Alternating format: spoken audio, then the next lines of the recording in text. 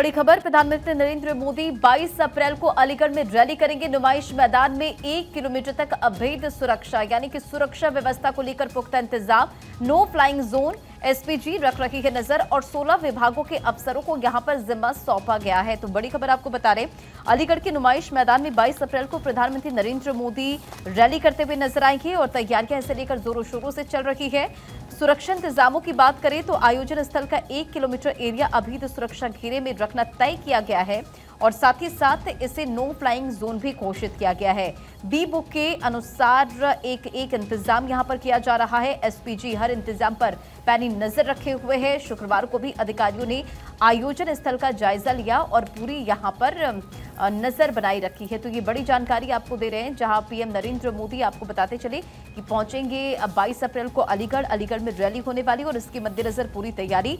22 अप्रैल को होने वाले पीएम नरेंद्र मोदी की रैली को लेकर पुलिस प्रशासन, अग्निशमन, विद्युत सुरक्षा, पीडब्ल्यूडी सहित 16 विभागों के अफसरों को जिम्मा सौंपा गया है और इन सभी विभागों के अधिकारी भी तैयारियों में लगे गए हैं। सभी एसपीजी के कोऑर्डिनेशन में हैं और इस दौरान एसपीजी के मानक के अनुसार मंच, माइक और जितने भी विद्युतीकरण हैं उनके इंतजाम तय किए गए हैं।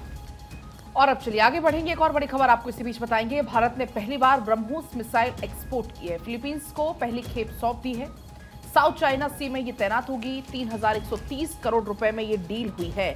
तो ये बड़ी जानकारी आपको बता रहे हैं। चीन में कहां तक ये तबाही मचा सकती है, ये आपके लिए जानना बेहद जरूरी है, क्योंकि आपको बता दें कि भारत के बाद ब्रह्मोस इस्तेमाल करने वाला फिलीपींस दूसरा देश बन गया है।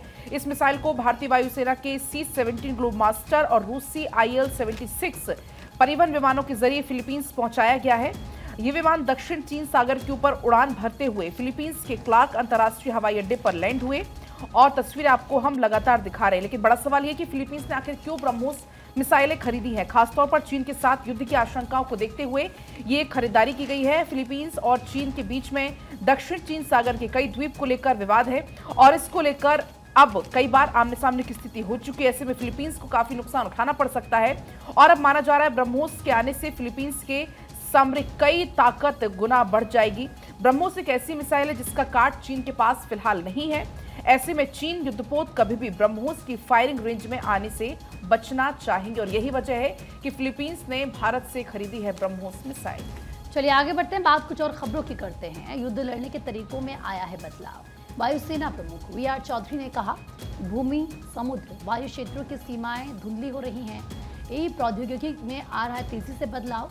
आम आदमी की अंतरिक्ष यात्रा अब हकीकत बन चुकी है।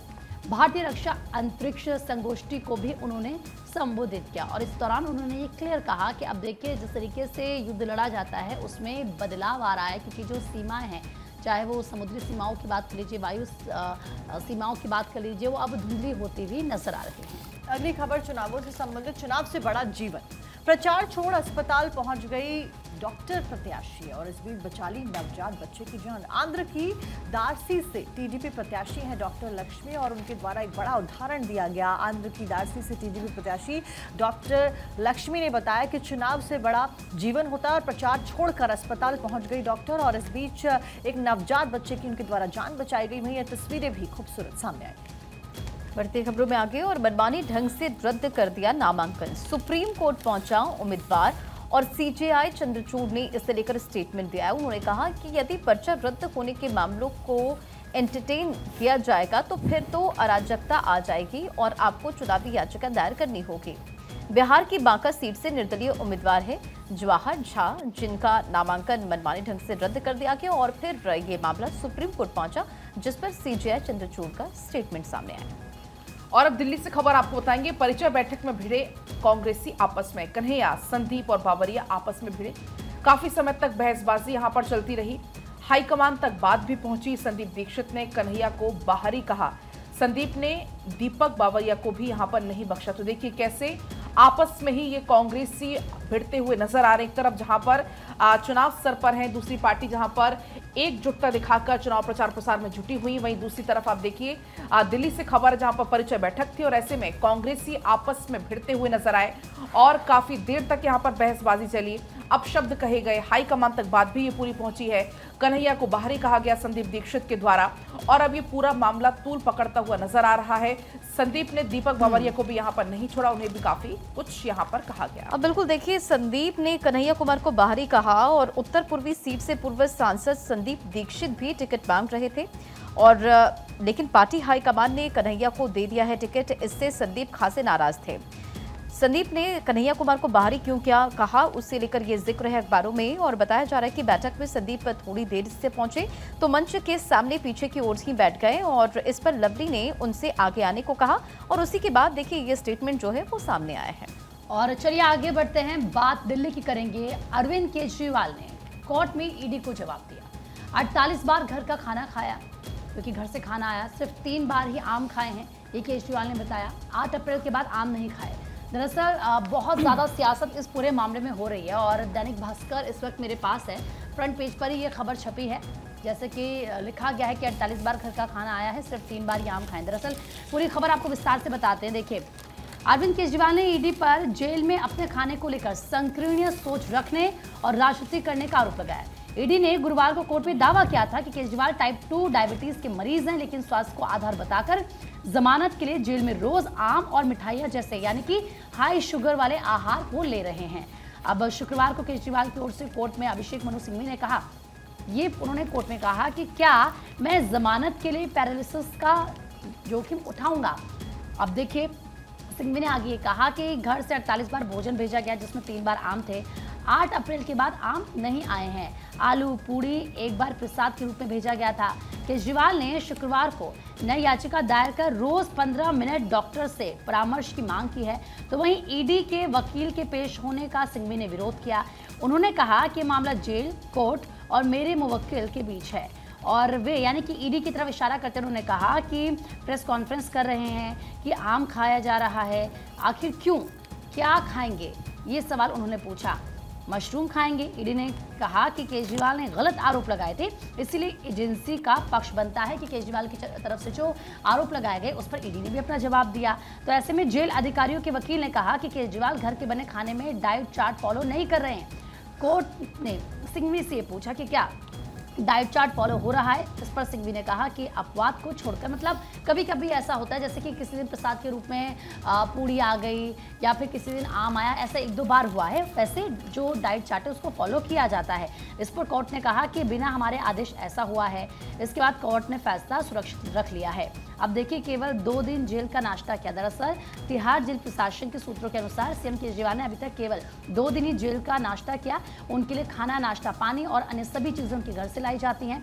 उनके लिए इंसुलिन सहित तमाम दवाइयां भी घर से ही लाई जाती हैं। डायबिटीज की जांच से जुड़ी एक मशीन भी उनकी अपनी है। लेकिन अरविंद केजरीवाल की अब ये मांग है कि जो डॉक्टर है हर दिन 15 मिनट उनसे बातचीत कर सके, परामर्श दे सके। इसके अलावा रोज उनका जो शुगर लेवल है उसकी जांच हो। अब इसके ऊपर आगे सुनवाई होगी, देखना होगा कि कोर्ट की तरफ से क्या परमिशन दी जाती है आखिर में। और प्रीति, बड़ी बात ये कि बीजेपी कोई मुद्दा नहीं छोड़ती है। अभी बीजेपी का इसके ऊपर एक तंज सामने आया है, रिएक्शन सामने आया है, जिसमें बीजेपी ने कहा कि जन संवेदना के लिए आम आदमी पार्टी नौटंकी अभियान चला रही है। आम आदमी पार्टी के ऊपर तंज बीजेपी ने कसा है। वहीं आम आदमी पार्टी ने इसके ऊपर पलटवार करते हुए कहा है कि भाजपा नौटंकी करती है। फिलहाल क्या कुछ आगे निर्णय लिया जाता है इससे संबंधित, ये देखने वाली बात। फिलहाल आगे बढ़ते हुए वोटर्स के बीच में जागरूकता बढ़ाने में आयोग जुड़ गया, यानी कि चुनाव आयोग। राजनीतिक दलों ने एक दूसरे पर निशाना साधा। सोशल मीडिया पर चुनाव संबंधी मीम की बाढ़ देखने को मिल रही है। में लगातार देखिए, क्योंकि चुनाव आयोग बहुत ज्यादा सतर्क है। शुरुआत में ही प्रेस कॉन्फ्रेंस करके बात क्लियर कर दी गई थी कि किसी भी फेक न्यूज या इन सब चीजों के ऊपर स्ट्रिक्ट एक्शन लिया जाएगा। और फिलहाल वोटर्स के बीच में जागरूकता बढ़ाना सबसे बड़ी प्राथमिकता है, ताकि ज्यादा से ज्यादा मतदान हो। फर्स्ट फेज के मतदान हो चुके हैं, अगले फेजेस के लिए भी जागरूकता अभियान लगातार चुनाव आयोग के द्वारा चलाया जा रहा है। बढ़ते खबरों में आगे देखिए, अवैध संबंध तलाक का आधार बच्चे की कस्टडी का नहीं। बॉम्बे हाईकोर्ट ने यह स्टेटमेंट दिया है, जरूरी नहीं कि महिला अच्छी पत्नी और ना हो तो अच्छी मां भी नहीं। तो ये बड़ी जानकारी आपको दे रहे हैं, अखबारों में भी इस खबर का जिक्र है। अवैध संबंध तलाक का आधार, इसे लेकर बच्चे की कस्टडी का देखिए, बॉम्बे हाईकोर्ट का ये स्टेटमेंट है, जरूरी नहीं कि महिला अच्छी पत्नी और ना हो तो अच्छी मां भी नहीं। चलिए और अब आगे बढ़ेंगे। नाबालिग रेप विक्टिम ने अबॉर्शन की अनुमति मांगी। दरअसल 28 हफ्ते की प्रेगनेंसी थी जिसकी अनुमति मांगी गई है। आपको बता दें कि सुप्रीम कोर्ट ने अर्जेंट सुनवाई इस पूरे मामले में की, मेडिकल कराने का आदेश इसमें दिया गया है। बॉम्बे हाई कोर्ट ने अपील खारिज कर दी थी। तो ये बड़ी जानकारी है। नाबालिग रेप विक्टिम ने अबॉर्शन की इजाजत मांगी है। 28 हफ्ते की प्रेग्नेंट थे, अबॉर्शन की इजाजत मांगी है। आपको बता दें सुप्रीम कोर्ट ने अर्जेंट इस पूरे मामले में सुनवाई की, मेडिकल कराने का आदेश इसमें दिया गया क्योंकि बॉम्बे हाई कोर्ट ने अपील को पहले ही खारिज कर दिया था। आगे बढ़ते हैं, आपको बता दें कि किस तरीके से गर्मी आलस, क्योंकि गर्मी आती है तो आलस भी आता है। ऐसे में जाहिर सी बात है जो लोग घर से बाहर कम निकलते हैं वोटिंग करने के लिए, क्योंकि कल हमने देखा कि बहुत ज़्यादा गर्मी पड़ रही थी और ये माना जा रहा था कि इस बार इलेक्शन में तमाम फैक्टर होते हैं लेकिन एक फैक्टर गर्मी भी रहने वाला है। 57.52% ही वोटिंग हुई है। तो वहीं आपको ये बता दें कि 7.48% घटी है, यानी कि गर्मी की वजह से वोटिंग परसेंट में गिरावट दर्ज की गई है। और इसके अलावा शाम के बाद मतदान बढ़ता गया, क्योंकि जैसे जैसे आप देखिए थोड़ी सी लोगों को लगी कि अभी राहत मिल रही थी, लोग घरों से बाहर निकले।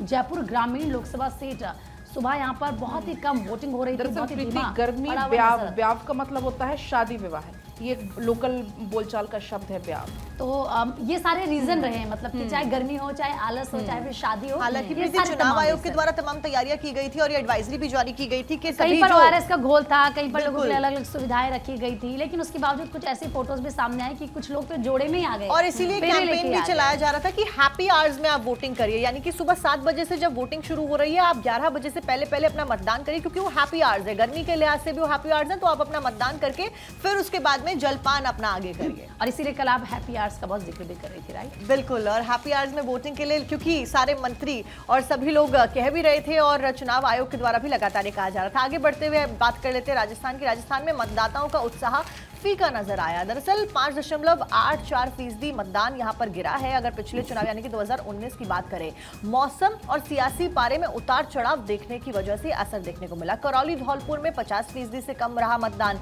इस बीच सभी सीटों पर वोटिंग प्रतिशत राजस्थान में गिरता हुआ नजर आया और इसका मेन कारण, मुख्य वजह जिसे बताया जा रहा है वो है मौसम, क्योंकि गर्मी बहुत ज्यादा थी और इसीलिए सभी मंत्री, चाहे वो मुख्यमंत्री भजनलाल शर्मा हो या फिर वो तमाम दूसरे प्रत्याशी हो, वो जब मतदान करने के लिए जा रहे थे वो यही कह रहे थे कि आप अपने घरों से बाहर निकलिए और हैप्पी आवर्स में मतदान करिए, क्योंकि उन आवर्स में कंपैरेटिवली गर्मी कम होती है। लेकिन फिर भी 5.84% यानी कि करीबन 6% मतदान जो है 2019 के मुकाबले इस बार गिरा है। बढ़ते खबरों में आगे और अगली बड़ी खबर आपको पंजाब से बता रहे हैं, जहां पंजाब की संगरूर जेल में कैदियों में हिंसक झड़प की खबर है। 2 गुट आपस में भिड़ गए, कटर से हमला कर दिया, 2 की मौत की खबर है, 2 की हालत गंभीर है।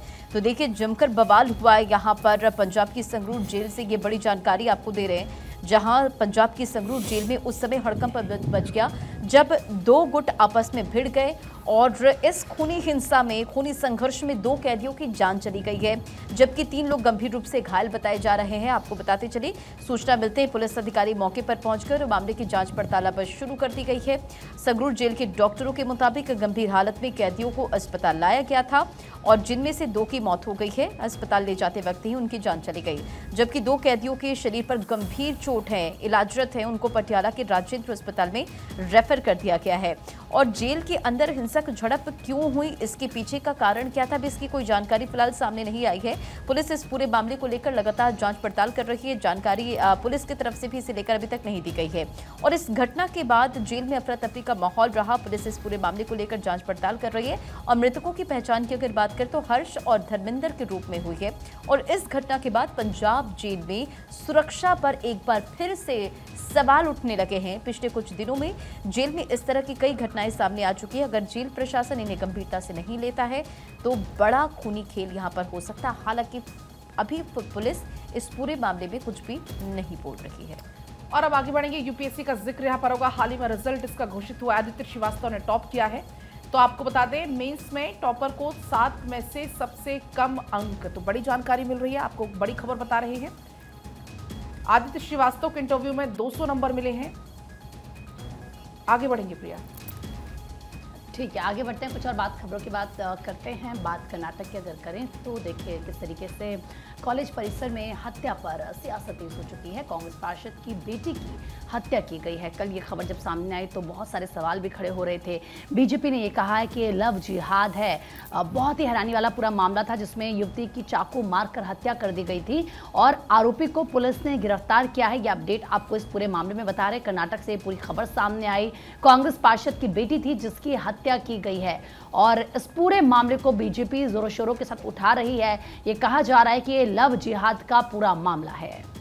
आगे बढ़ते हैं। किसने रची इमरान खान की पत्नी की हत्या की साजिश, ये लगातार एक बड़ा सवाल बना हुआ है पड़ोसी मुल्क पाकिस्तान में इमरान खान का एक बड़ा आरोप सामने आया। दरअसल पत्नी को रोज यहां पर टॉयलेट क्लीनर दिया जा रहा था, यानी कि जहर दिया जा रहा था। ये आरोप लग रहा है। खाने में रोज 3 बूंद टॉयलेट क्लीनर डाल के दिया जा रहा था, आरोप लगाया जा रहा है। अब ये पूरा मामला कोर्ट में पहुंच गया है। कोर्ट इसके ऊपर छानबीन कर रहा है। हर एक पहलू के मद्देनजर यहां पर इन्वेस्टिगेट किया जा रहा है कि आखिरकार सच्चाई क्या है और क्या वाकई में इमरान खान की पत्नी को मारने की साजिश रची जा रही थी और क्या वाकई में हर रोज उन्हें टॉयलेट क्लीनर जहर के रूप में मारने के मकसद से दिया जा रहा था।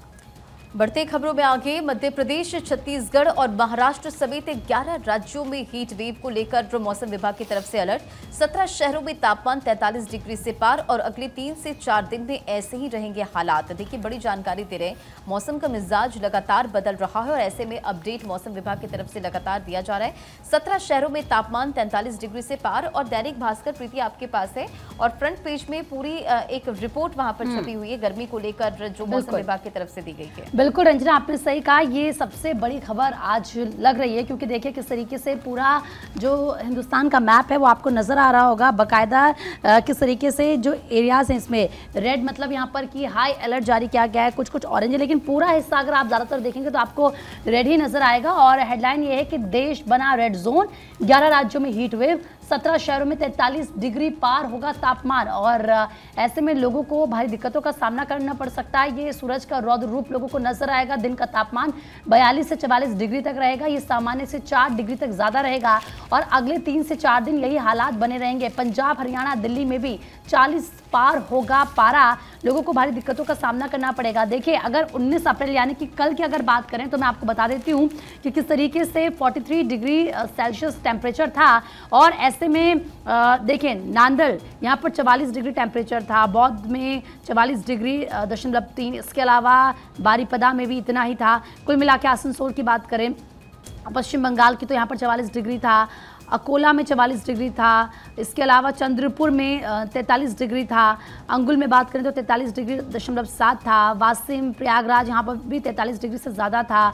कुल मिला के तमाम ऐसे शहर जो 43 डिग्री से ज़्यादा टेम्परेचर था, 1-2 ऐसे हैं जहाँ पर 44 डिग्री भी और उससे भी ज़्यादा था। यानी कि कुल मिलाकर अब लोगों की मुश्किलें बढ़ने वाली है, राहत नहीं मिलेगी। और इसीलिए प्रीति ये कहा जा रहा है कि आप हाइड्रेटेड रहे, पानी का सेवन जितना हो सके पलक उतना ज़्यादा किया जाना चाहिए। और अभी हम जिक्र भी कर रहे थे कि किस तरीके से गर्मी बढ़ रही है और पानी का वाटर इंटेक बहुत ज़्यादा, और वो भी तब जब आप बाहर जाते हैं, आपको बाहर काम करना पड़ता है, धूप में आपको रहना पड़ता है, क्योंकि वहाँ बहुत मुश्किल होता है कि आप ज़्यादा पानी का सेवन कर सकें या पानी आप पी सकें, क्योंकि तमाम दिक्कतें होती है। लेकिन उसके बावजूद जितना हो सके आप पानी पीजिए, तभी आप स्वस्थ रह पाएंगे। और दैनिक भास्कर में अमूमन हर हफ्ते में ये रिपोर्ट्स ऐसी तरीके की हम सामने आ रही है, हमने आपको बताई भी हैं। और इस बीच मौसम ने एक बार फिर से मिजाज जो है अपना बदला है। हिमपात की वजह से पहाड़ी इलाकों में तापमान गिरा है। वहीं इंडियन मेट्रोलॉजिकल डिपार्टमेंट ने एक भारी बारिश का अलर्ट जारी कर दिया गया है। कई सारे राज्यों में भारी बारिश का अलर्ट जारी कर दिया गया है। तापमान में गिरावट से बाधित होगी सेब की सेटिंग, गेहूं की कटाई का काम भी प्रभावित होने वाला है। तो कुल मिलाकर चाहे वो पहाड़ी इलाके हो या फिर वो मैदानी इलाके हो, दोनों ही जगहों पर मौसम के मिजाज के बदलने की वजह से जो चेंजेस हैं टेम्परेचर में वो देखने को मिल रहे हैं और इसकी वजह से जो फसलें हैं उनके ऊपर इम्पैक्ट सीधे तौर पर देखने को मिल रहा है। जहां मैदानी इलाकों में और उत्तर भारत की अगर हम बात करें, चाहे वो दिल्ली हुआ या उसके आसपास के इलाके हुए, उत्तर प्रदेश हुआ, वहां पर गर्मी की वजह से लोगों की मुश्किलें बढ़ रही। राजस्थान में तो देखिए वोटिंग भी मौसम की वजह से कम हुई क्योंकि गर्मी बहुत ज्यादा रही।